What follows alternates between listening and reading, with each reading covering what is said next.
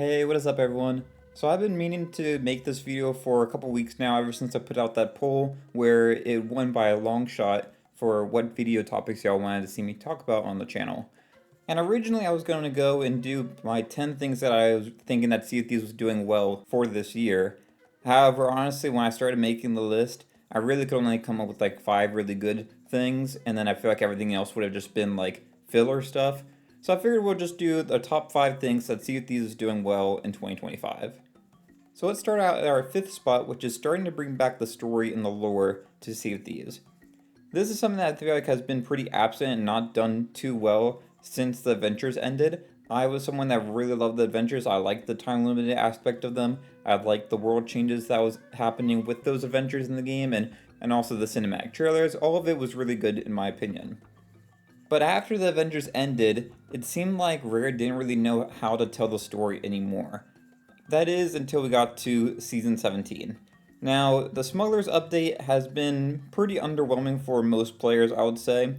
But one thing I am excited for that they did was that it added a lot of lore to who the Smugglers are, the world changes that we had with the different hideouts being added, and then, of course, the return of a character that we've been waiting to come back to the game for years now. And if you don't want to be spoiled, which you probably already been spoiled by this point, if you want to go check out the reveal, you can go check out the other video I have linked here. But this is your last spoiler warning. The return of Duke, I think, is a really exciting prospect, and him and the Dark Brethren are coming into the Sea of Thieves world as more of like a third party, someone that's not aligned with the Pirate Lord and the Outpost trading companies, or Reaper's Bones and Flameheart.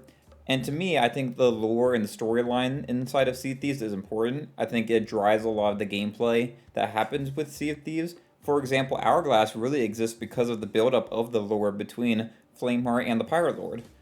So I'm very excited to see where this takes the game going forward. I think we've already seen some little things, such as like the Reaper Forts, where the reason why there's the ghost ships that are attacking the Reaper Forts is because the Reaper Forts are controlled by Flameheart, and they're basically reinforcing those forts.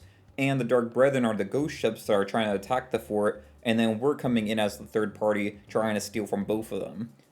Now, the reason I put this as my 5th spot is because even though I think it's really exciting, some of the stuff that's been happening, because it's so recent, I feel like it's not really something that's been building over the course of 2025. It's really just happened within the last, I would say, month of making this video, essentially. So I think the effects of this is going to be a lot more happening in 2026, probably, as we go into Season 18, 19, and 20. But I do want to give them some credit. I think that's something that they're doing well, at least getting the story jump-started again. Next, at our 4th spot, we have the Insider NDA being lifted. So this happened during the summer earlier this year, and while I think there's mixed ways that you could look at it, I've talked about how I have a lot of mixed feelings on the NDA being lifted. However, if we're looking at the positives of what the NDA lift means for the game, it means that we're able to give feedback more openly to what we are seeing in Insiders and what they're planning for the game. Whereas it felt like before that they weren't really paying attention to the forums as much. So potentially with content creators maybe being able to get involved more, make videos on it, and then people can comment on those videos, Rare might be able to start noticing some of our feedback. Honestly, I feel like it's a little bit iffy of a premise, but that's kind of what they were going for with the whole NDA being lifted, is that more people would be able to talk about it openly, which is a good thing, but I feel like that also scatters opinions, so it's not central to the forums. It's now can be on Twitter, it can be on YouTube, TikTok, wherever people are talking about Sea of Thieves, basically. But really the thing that I like with the NDA being lifted is that, for me personally, I can actually make content in advance for the game, and I'm able to use footage from Insiders, have the stuff ready to go on update days, be able to make guides for you that are a little bit more comprehensive and not just like guessing, basically. I can actually go and try out the things like the Reaper Forts, for example, and then give y'all feedback about what to do, tips and tricks for it, all that kind of stuff, and have that ready for y'all before the update even releases. So in terms of that, I really like the NDA being lifted. It makes content creation a lot easier for Sea of Thieves. And I'll also say it gives the opportunity for me on the channel to talk to y'all openly about my thoughts regarding upcoming changes to the game. Because in the past, when there was the NDA, I was never able to really talk about that I didn't like certain things that were coming up in the game. And even though I wasn't able to talk about it, it ruined my sentiment for, the current videos that I was making at the time. And it's really hard to be like excited for something that you're talking about when you know the thing that's coming ahead is something that you don't like.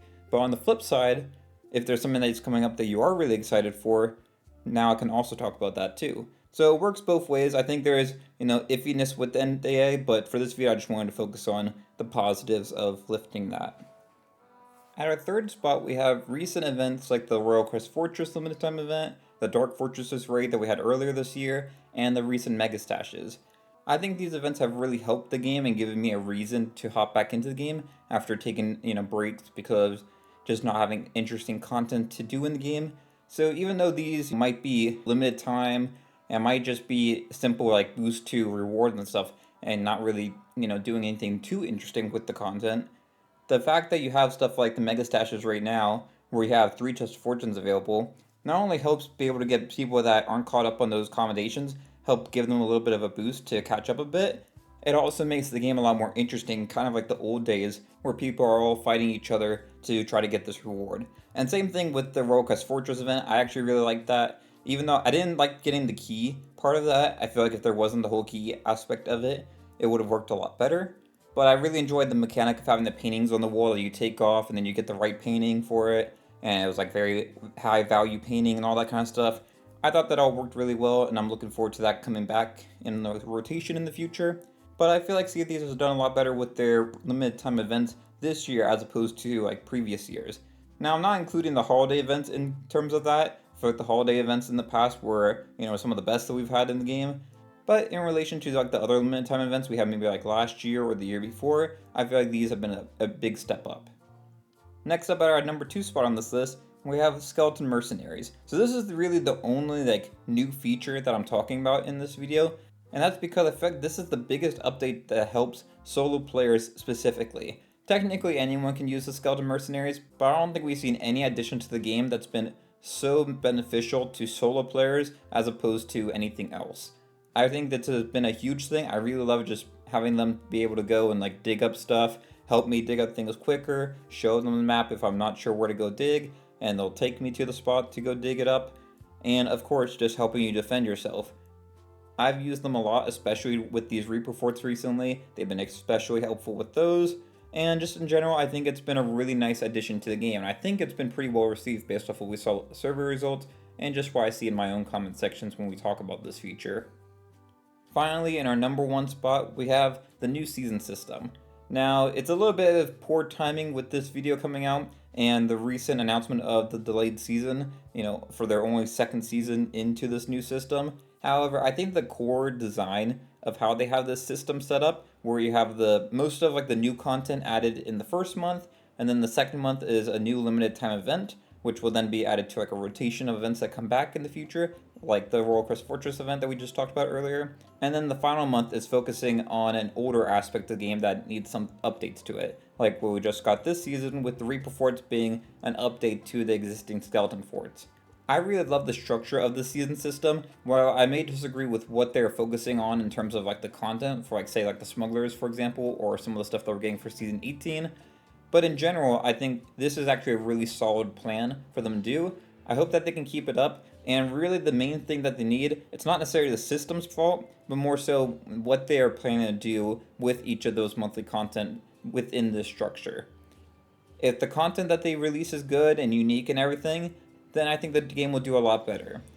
I think if you combine this with the recent events that we just got and the story coming back into the game, I think we're looking at 2026 potentially being a nice revival for the game, but it really depends on how Rare starts treating the game. If they start improving in other areas of the game that we've been seeing been problematic lately, especially with monetization and other stuff like that.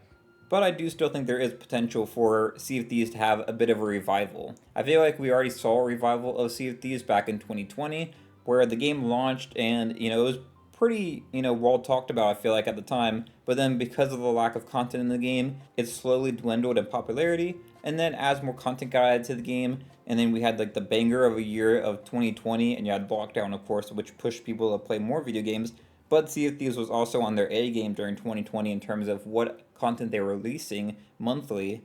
So in my opinion, that's when Sea of Thieves had its first revival, and I personally think that if Sea of Thieves gets their act together a little bit more and continues some of the stuff that we've been seeing that's been going well for Sea of Thieves this year, we could potentially see another revival of the game, maybe in 2026.